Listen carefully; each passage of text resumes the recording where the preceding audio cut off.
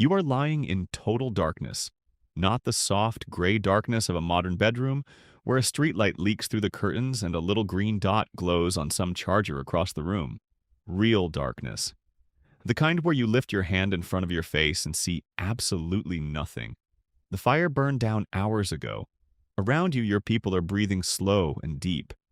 And somewhere out past the last red embers in the black wall of the night, something just moved. You didn't see it. You heard it. A weight settling onto dry grass. A pause. The careful quiet of something that does not want to be heard. Your heart is suddenly slamming. You are wide awake. And every cell in your body is screaming one ancient wordless command.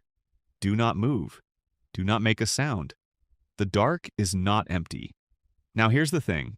That feeling, that exact cold spike of fear in the dark, is not weakness.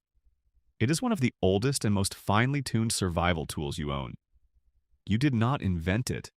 You inherited it. From a line of people who lived every single night of their lives at the edge of that black wall, and lived long enough to pass the fear down to you. So were ancient humans afraid of the dark? Oh, absolutely, and thank goodness they were. Because the ones who weren't afraid of the dark did not tend to become anyone's ancestors. Let's go out there into the night with them and find out why. Start with an uncomfortable truth about your own body. You are a daytime animal, through and through. Almost everything about how you are built assumes the sun is up. Your eyes are made for daylight and color and detail. Compared to the real creatures of the night, you are, frankly, half blind in the dark. A cat's eyes pull in light you can't even register. An owl can pick a mouse out of near total black. You, once the sun goes down, your single greatest sense, the one you lean on for almost everything, quietly switches off. You are reduced to fumbling and listening and guessing. And for most of human history, that was a genuine emergency every single night. Because the dark did not belong to you, it belonged to them. We like to picture early humans as the hunters, spear in hand, chasing down dinner. And during the day, often that was true. But when the sun went down, the roles flipped, fast. The night belonged to the big cats, to leopards that can carry a body up a tree, to lions that hunt in coordinated darkness, to hyenas. Not the cowardly cartoon scavengers, but powerful pack hunters with a bite that crushes bone. These animals could see when you couldn't.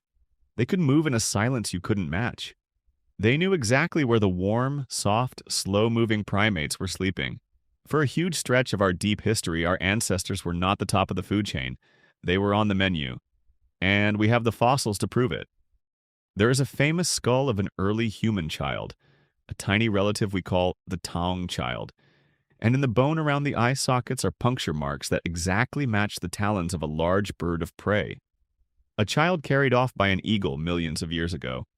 There are early human bones with the tooth marks of big cats still pressed into them. This is who we were for most of the story. Not the monster in the dark, the thing the monster was hunting. So a fear of the dark wasn't a phobia. It was just paying attention. The individuals who felt a jolt of dread at a snapping twig, who slept lightly, who refused to wander off alone into the black, they survived to morning. The ones who felt nothing, who shrugged and strolled off into the night, calm and curious, very often simply did not come back. Night after night, generation after generation, the dark was quietly selecting for fear. The calm ones got eaten. The frightened ones became your great-great-great-grandparents. You are descended from the nervous ones. Wear it with pride. And then we found the one thing that could push the dark back. Fire. It is almost impossible to overstate what fire at night meant. A campfire was not just warmth, and not just a way to cook. It was a wall. A circle of light carved out of the darkness, a little island of daytime in the middle of the night, and on the far side of that light, the eyes that had been watching you hesitated. Because most predators, for all their power, have a deep and useful fear of fire, the flames pushed them back to the edge. So, for the first time, our ancestors had something the rest of the night world did not. A safe place to lie down. The fire became the center of everything. You slept around it, you kept it fed, and someone always kept half an eye on it. Think about what that did to us. Fire didn't just keep us warm and fed. It bought us the one thing a hunted animal almost never gets, A few safe hours in the dark. Hours to rest deeply. Hours to sit close together. Hours eventually to talk. Because here's a lovely idea that researchers take seriously. The long, dark hours around the fire when there was nothing to hunt and nowhere to go and it was too dark to work. That may be exactly where storytelling was born. The day was for doing. The night by the fire was for telling. For myths and memory, and passing down everything the group knew. The dark we were so afraid of may have handed us our stories. But fire alone wasn't enough. You still have to close your eyes eventually. You still have to become helpless for hours. So humans solved the dark with the other great survival technology, each other. Ancient humans almost never slept alone. They slept in a tight cluster, bodies close around the fire. And there is safety in that simple fact.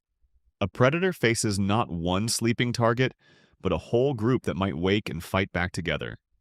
And there is something even cleverer hiding in how we sleep, and scientists have actually measured it.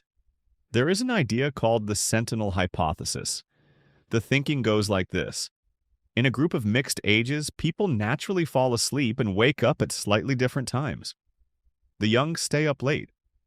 The old wake before dawn. Everyone's sleep is staggered. Researchers studied a modern hunter-gatherer group, the Hadza of Tanzania, who still sleep in the open.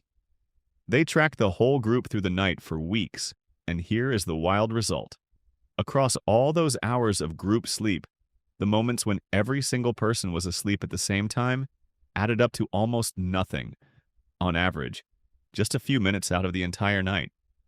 There was nearly always somebody awake, somebody to smell smoke, somebody to hear the grass move, somebody to catch the gleam of eyes at the edge of the fire and hiss a warning. Nobody assigned those shifts. Nobody volunteered for guard duty. It happened on its own, written into the natural differences in human sleep. The group protected itself in the dark without anyone even deciding to. And the elder waking at 4 in the morning, the one we'd call an old person who just can't sleep. Out there, that was the night watch. That annoying early waking might be one of the quiet reasons our ancestors lived to see the sun. Now here's a detail that should give you chills, in the best way. Who was most afraid of the dark? Children. Almost universally, the fear of the dark peaks in early childhood, and then fades as we grow up. We tend to treat that as something silly to be outgrown. There is nothing under the bed. Go to sleep. But step back into the ancient world for a second. Who was the most vulnerable target in the night? The smallest, the weakest, the slowest, the child. A child alone in the dark was exactly what a leopard was hoping for. So a screaming can't be reasoned with terror of the dark in a small child is not a malfunction. It is a feature. It is evolution installing a smoke alarm in the most fragile member of the group, set to maximum sensitivity, at exactly the age when wandering into the dark would be most likely to get them killed. The child who was too frightened to leave the firelight stayed by the fire. The child who wasn't, well, we've been here before. Your kid screaming that there is a monster in the closet is running software older than our entire species, and the strangest part is they are not entirely wrong. There used to be monsters in the dark. Real ones, with teeth. Which brings us to the monsters. Think about how every human culture on Earth, completely independently, fills the night with the same kinds of things. Creatures that come out after dark, shapes at the edge of the firelight, things that hunt the careless and the lonely. We invented night monsters everywhere, over and over, in places that never once met each other. That is not a coincidence, that is a memory. For millions of years, the dark genuinely was full of things that wanted to eat us. The monster in the night was not a fantasy, it was a leopard, a hyena, a cave lion, as real as the ground under you. Our myths of things that lurk in the dark may be the long echo of those predators. A story-shaped scar left on our imagination by 100,000 generations of being prey. We built the boogeyman out of the actual shape of the thing that used to hunt our children. And that is why the fear still works on you today. In a city, behind a locked door, with the lights one switch away. You walk down to a dark basement and your skin prickles. You feel certain, against all reason, that something is behind you in an unlit hallway. You climb the stairs a little faster than you would ever admit. There is nothing there. You know there is nothing there. But a much older part of you isn't taking any chances, because that part remembers a time when there usually was. So, were ancient humans afraid of the dark? They were. Deeply, wisely, usefully afraid.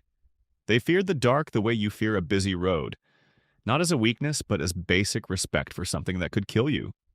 And they built their entire nightly world around that fear. They burned the dark back with fire. They slept in a pile, so no one was ever truly alone. They let the young and the old keep an unspoken watch. They turned the most dangerous hours of their lives into the warm, close, storytelling heart of the day. They didn't conquer the dark. They negotiated with it. And they won just enough to live until morning, over and over for a very long time. And that whole inheritance is still sitting inside you. The next time the lights go out and you feel that little electric crawl up your spine for no reason at all, don't be embarrassed by it. That feeling is a gift, hand-delivered across tens of thousands of years by people who needed it to survive. It is the part of you that kept watch by the fire, the part that pulled the children close, the part that listened to the dark and lived. The monsters are mostly gone now, but the fear still remembers them. And somewhere deep down, every time you reach for the light switch a half-second faster than you meant to, you are doing the most ancient human thing there is. You are staying close to the fire.